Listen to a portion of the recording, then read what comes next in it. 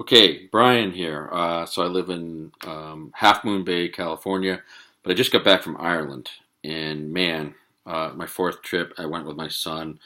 He's a teenager, and God, it's just the best. So anyway, got very inspired. Saw some.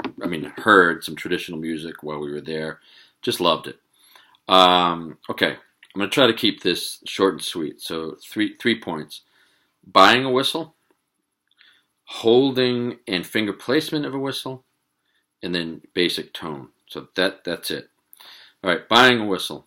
So you go in every gift shop in Ireland. You go in pretty much every music shop in the United States. You're going to see different versions of tin whistles, sometimes called penny whistles. So here's the basics. It's got to be in the key of D. Okay? Don't get another key when you're starting out. Make sure it says the key of D. That's super important. All right, next thing. You don't need to spend much money. $15 max, and that would probably be one that has a book and a CD. Okay, so around $15. That's whether you're in Ireland or right here in the United States. All right. Then what I recommend you do is you hang on to that for a month or two and get the basics down. And if you still find yourself after 2 months of playing the tin whistle, you still want to practice and make music and you're enjoying it, then upgrade right away. Like go $50 to $100 maybe. This one right here, this is Tony Dixon. I have to check his website, but I think they're going for around 60 maybe, and I'm really happy in that price range. I have owned whistles that are over 100, and to be honest, I didn't notice a huge difference. Although there are a couple, like for example, really well-crafted wooden ones that are amazing. I've played a couple of those, but my point is upgrade from the real cheap one after a month or 2 months maximum, so that you start getting some enjoyment out of your instrument. Okay. Speaking of instruments, think of it as an instrument like any other instrument. Even though it's so simple, there are some tricks to it. So I want to go over those right now. One of them is holding it.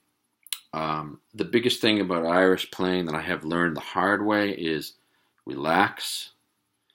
The best Irish players, whether it be fiddle, bodhrán, tin whistle, uilleann pipes, banjo, you name it, tin whistle, they don't get too tense.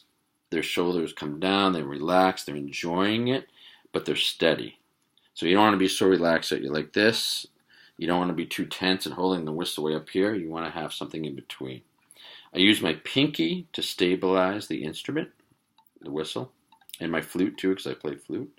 I try not to have my fingers go too high, because then I lose control. Kind of just come up a little bit. And a decision you're going to need to make is whether you're going to use your fingertips. And I have seen players at sessions use their fingertips, and they're incredible. Or are you going to use the flat part, the pads of your fingers, which I recommend. Here's why. If you do switch to flute later, you're most likely going to be using the pads of your fingers. And if you switch to uilleann pipe, bagpipe, God bless you if you do. I tried that. It's crazy, but if you do it, then you're going to be even using more of the pads of your fingers like this, which is called the piper's grip. So by using this section of your fingers right here, you're kind of already along the transition. And I also find it creates better control in terms of lifting up the fingers and putting them right back down. So see, my pinky is down right here. And here we go. So we got our D, E, F, sharp, because it's D scale, G, A, B, C sharp. Okay. When I get up to here, I'm using my index finger to stabilize here. Okay. Okay. So that's so posture, not too tight, but a little bit loose. Instrument is stable. Fingers on the pads, not the fingertips. That's my preference. Okay, arms are kind of relaxed. And the instrument's not too up here. It's not too down here. It's kind of in between. And then the next thing is tone. Okay, sometimes when people pick up a whistle, it's so shrill. So, example. You hear how shrill that is? People don't like that in a session. You want to aim for quieter. And one way to do that, and it's fail-proof, if you look at the instrument opening of the fipple mouthpiece, it's called a fipple. I can't show you on my camera because it's a close-up, but mine, I can describe it to you, is a little tiny arch-shaped opening. Looks like if you were to take like a dime, an American 10-cent dime, it would be like about a fourth of that in opening, so it's small. But my goal is to actually take my air stream coming out of my mouth and focus it even smaller than the mouthpiece, slightly. So in other words, if the mouthpiece opening is, let's say it was a quarter inch, then what I'm doing is I'm focusing my airstream towards an eighth of an inch. And the idea of that is that I'm working within the confines of a very limited instrument. I mean, there's not much to it.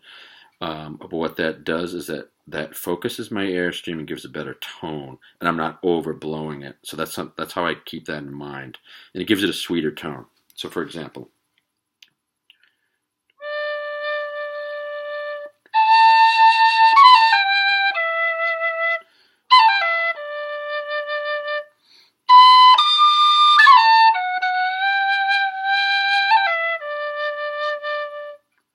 okay. So I'm not overblowing it. Working within the confines of the fipple mouthpiece. So let's just review. I don't need to talk about buying a whistle, but let's talk about holding the whistle. So again, maybe not fingertips, but the pads of the fingers, pinky down, stable, not too tight, kind of loose, not too high, not too low. Okay, keeping it stable. And the fingers not going up too high, right? We don't want to be shaking the instrument around.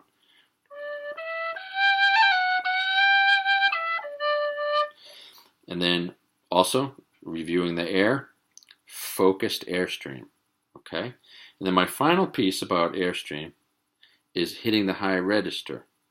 Don't think of blowing harder, so again, too shrill, right? Drive everybody in the house crazy. Instead, think of focusing the airstream more and faster airstream. It's sort of an intellectual, not intellectual, but it's sort of a thing where you have to kind of imagine that, and then it'll give you the desired effect. So when you get to the higher notes, rather than, oh, I'm going to blow harder, think I'm going to focus my airstream more into the center of the opening of the instrument.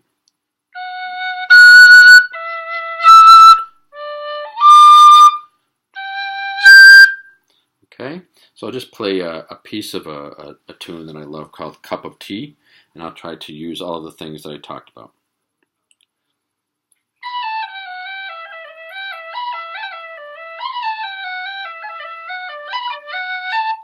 Okay, so that's what I'm aiming for there.